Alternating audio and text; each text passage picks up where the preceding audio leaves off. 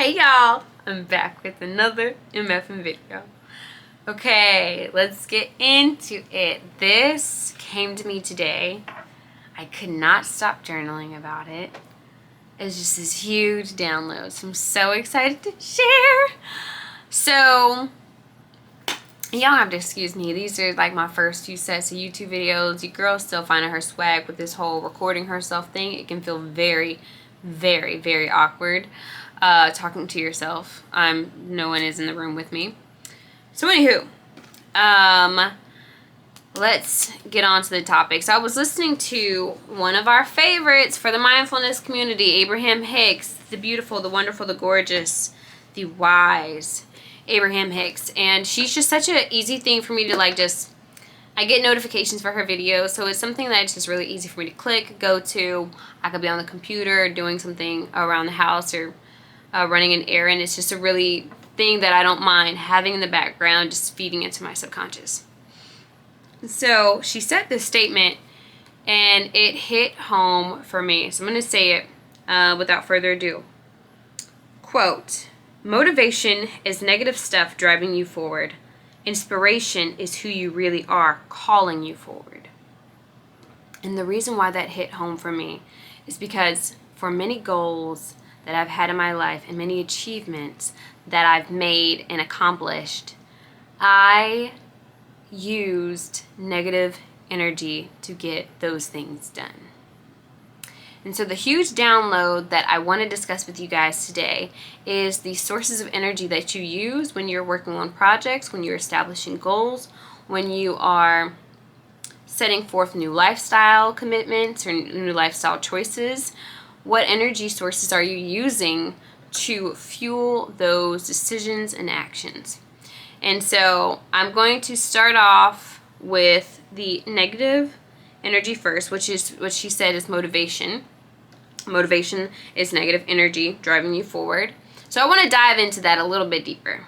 So the reason when it resonated with me, it's like I had a flash of all these different things that I've done and the mindset that I had when I was doing those things, and the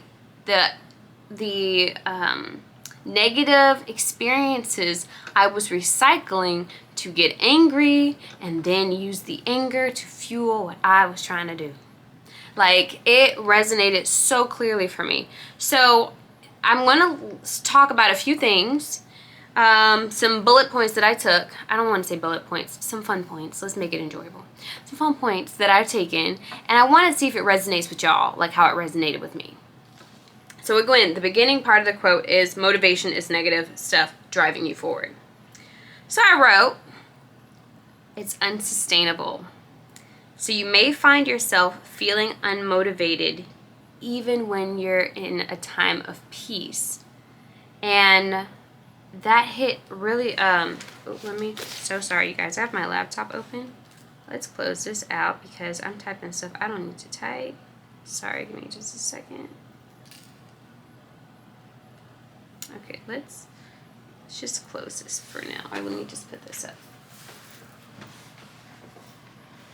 Okay, cool. All right. So I wrote, it's unsustainable, so you may find yourself feeling unmotivated when you're in a time of peace. And I've definitely had that.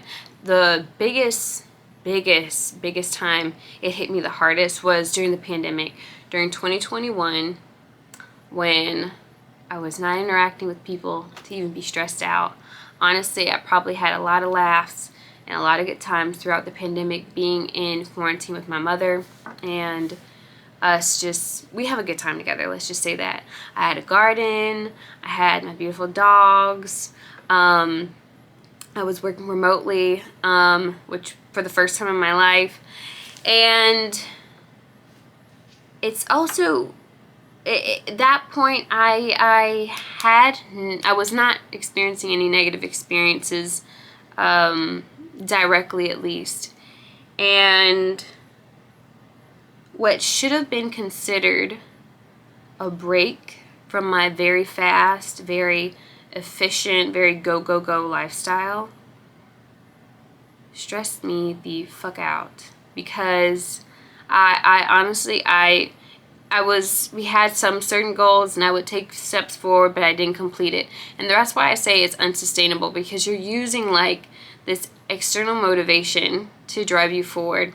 For instance, a common one that shows up for me is things that people have said about me or said to me, or even romantically, relationships that didn't work out and wanting to prove that person wrong, or if someone has said something negative about me, just proving those persons wrong, like running those thoughts in my mind and using that as fuel in my metaphorical car in this instance to propel myself forward. And so when it's not there, you don't have the energy. Isn't that crazy? And you should be able to relax and enjoy whatever that peaceful time, but you can't because your energy source for so long is negative emotion. And I feel like this is very common for people who are in survival mode. It's just a whole nother thing, but we're gonna get into it. All right, so next fun point. You may find yourself creating, participating, or consuming negative experiences. This could also be TV, music, social media, and you'll use the empathy that you have for the victor, the hero, the heroine in the scenario, and you'll use that empathy to relate to the victim in that negative situation, and that also gives you fuel. And I was like, when I was writing this down, I was blowing myself away. I'm like, damn, that's deep. And in case I didn't make sense, let me think about a good example of this. Okay, let's say you're watching a movie and it's about an underdog, and this person gets unestimated almost the entire film. And you as the audience member, you have all this built up and pent up frustration about everyone else in the movie putting this person down, and you're excited for the remaining half of the movie because you get to see the situation turn around and they become the victor, or they are proving these people wrong, or they're successful. Let me take my arm so I'm not shaking the camera. One of the favorite movies for me that I recycle the most that comes to mind is The Pursuit of Happiness. That movie right there, I've watched it so many times, especially in my low moments. I love rewatching things. There's a very comforting feeling I get from rewatching old movies, but that's besides the point. And so you're creating, consuming, participating, when I say consume, I'm meaning like movies and TV, social media, and things of that nature, in order to find that person where you can identify a little bit of your likeness with them and connect with them then to victim. And then you use that as fuel to go do things to prove, not necessarily to prove these people wrong, but whatever goals or steps forward you have lying ahead. You use that as the energy to propel you into that next iteration. And so the last thing I wrote, oh god, this is just me all day. I'm changing. But you may find yourself mulling over your trauma or negative experiences to derive energy to complete task. And I have an example here. Let me just go into the example. I feel like you'll see this commonly with someone who is working out, and during their workout, they'll use reflection onto negative experiences or on their trauma to power their workout. So there's this one girl on YouTube who I was like, trying to get in my fitness, girl, trying to get fine or whatever. And so I was just watching all these different videos, and she admitted, and she was like, she's not proud of it, but she started working out because her boyfriend called her fat, and she wanted to prove him wrong. And I've done this too. I don't have that direct same experience, but I could be in the gym going hard, and I'm just like, especially when I have my rap music playing, I'm like, all these motherfuckers doubted me, da, da, da, da, da, whatever the lyrics are, and you're using that to like get your go on. And so when she said in the video, motivation is negative energy driving you forward, girl, I had to pause the goddamn video because that hit me home. That hit home. And so I wrote those 3 things because I wanted to go even a little bit further into how you could potentially recognize this in yourself if motivation is something that you really try to tap into. Another one that I don't even have written here, but like if you're a person that needs to hear something motivational to get things done. And it just doesn't have to be like a person or, external validation. It could be that, but I know how this showed up for me was I loved listening to motivational videos. So if I was going to the gym, I had on a motivational video. If I was waking up early, I had on a motivational video. If I was feeling a low moment, I had on a motivational video. Like needing that amp up. And usually in those videos, it is a very, very masculine, which there's nothing wrong with that. I love my masculine side. I love masculinity. But it's very like, when they didn't believe in you, and at your lowest, they will see you rise. Like it's usually content like that, which is more using edifying negative emotion. So I feel like I've talked enough on this. I hope it's resonated at this point. So I'm going to shift into inspiration. And this makes me so happy because I feel like because I'm a woman, maybe this, and I've been growing and tapping into, feminine energy is a very popular topic right now.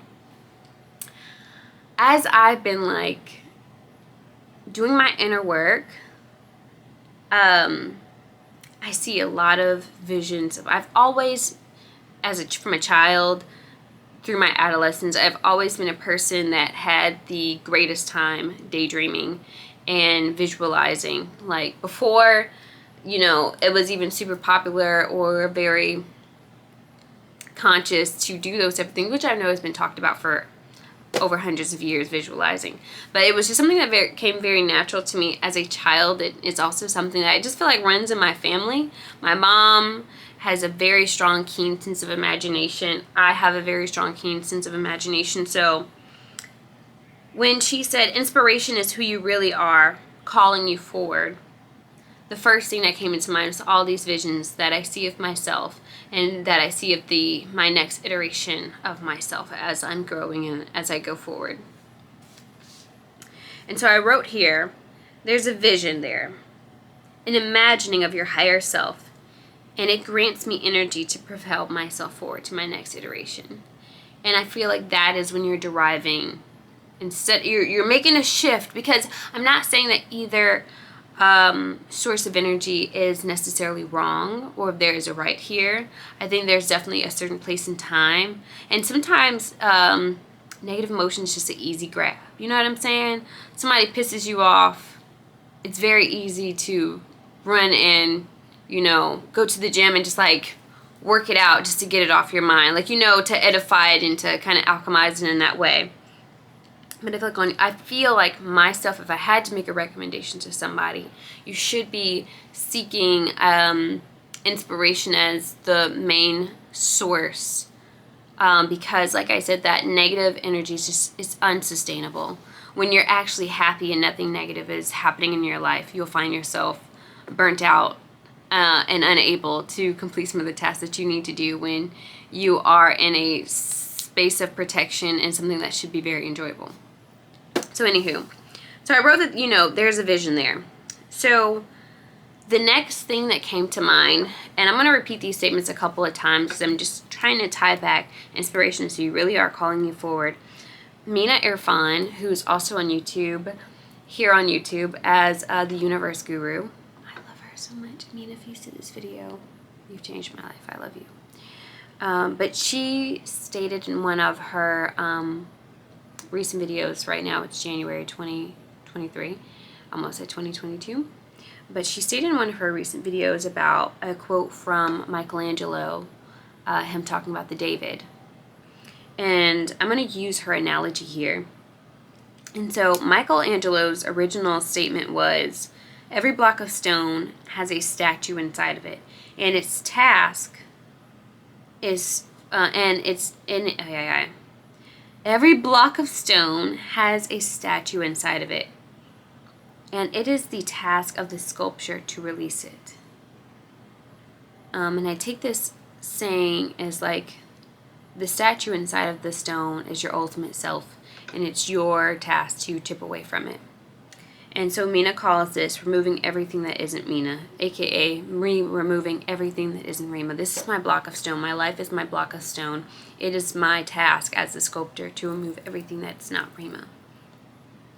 And so I feel like when you're pulling from inspiration, there's this divine vision that you see of yourself. In order to achieve it, there's some things that you just kind of have to like leave behind or gracefully say goodbye to. And so I wanted to put that Michelangelo quote here and connect it to Mina's analogy, because it really sings to that positive energy. You know, it's a very light-hearted energy when you're using inspiration to fuel you to go after your goals and desires and to make certain accomplishments. Excuse me. And so when you are wondering, like, if you're wondering, like, which source am I pulling from? I really want you to think about your mindset and your thoughts when you're going through the accomplishment of a goal. Is it like very positive? This is for me. This is like, you know, inspiration would be like, this is for me. This is who I'm called to become. I see my higher self. I see my ultimate self. This is what this person is like. I look forward to becoming that iteration of myself. And this is how I start to morph into that next version. This is how I can further submit to becoming that next iteration of self. So if you're on that path, you're definitely tapping into your inspiration energy.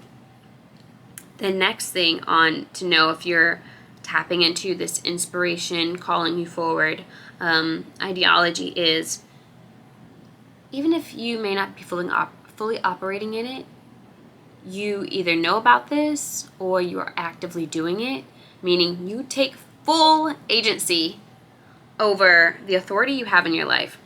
And when I say authority in your life, I mean you understand yourself as the co-creator right beside Yah, that's how I refer to God, is by Yah.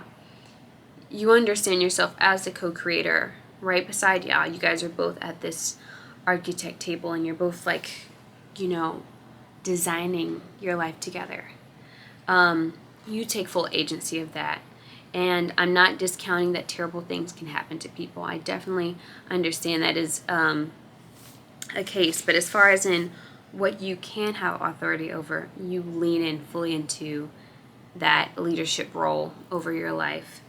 And this could, you know, this appears to me as tangible and intangible change. You are taking full responsibility over this is, I feel like that's how you'll see it, as tangible and intangible change, but you're still like sustaining your authenticity the entire time.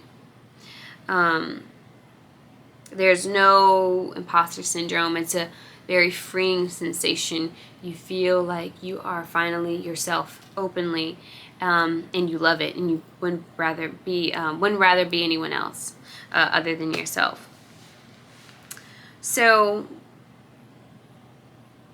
I want to kind of go into a little bit of the addiction to complaining and addiction to suffering, and how do people feed those addictions. So referencing back to sourcing motivation as the energy to get things done. When you tap in, because it's like two suns. You have a sun on this side and then you have a sun on this side. And so like every day, every decision, every goal, every accomplishment, you're deciding where you put your flower pot. Under the negative energy sun or under the inspiration sun. Like, which one is fueling your plant? And I feel like when you use motivation to get things done, you are putting yourself at risk, or you already are, or you already are addicted to suffering or addicted to complaining, which is very common for humans in general. We've been through a lot of stuff being on this earth. It's a common go-to, so I'm not saying that as in like you're not good or or people are better. No, that's a very common thing. So when you have your flower pot under this motivation sun, you are definitely putting yourself in the line to continue to be, because all humans are addicted to complaining. All humans are addicted to suffering. It's until we find the consciousness to depart from it that we do. And so you put yourself in this role to keep going that way, because like I was saying earlier, you know, when you're solely using motivation as your energy source, you're mulling over trauma. You're watching dramatic things to connect with other people's trauma and then go further off of that. Or maybe you're on the phone and you heard so-and-so was talking about you, so you use that to propel you even forward. And so now you're addicted to hearing these negative things or participating in these negative circumstances to do your next thing, to be your next person. And while it could potentially work for a while, and like I said, it's unsustainable and it will not fruit you the results that you want. So the main thing I do want to kind of close this out with is with this information. You know, when you're accomplishing a goal or accomplishing a project or making a lifestyle change, you know, identify what energy source are you pulling from. Are you pulling from the motivation sun, or are you pulling from the inspiration sun? And, you know, when you identify that energy source, that where you're pulling from, shift your choice of energy if necessary. So that's all for today's video. I hope you enjoyed it. And definitely leave down in the comments below if you relate to what I was saying about motivation, you know, as a negative thing driving you forward, and kind of like some of the symptoms and how I recognize it in my own life, using motivation, using that negative energy to propel me forward. And see if you also, down in the comments, if you see how you're using inspiration in your life to fuel you on your goals. But I hope you guys have a great day with lots of joy and lots of happiness. I hope you guys enjoy the rest of your evening, and I look forward to hearing you guys in the comments below. Bye!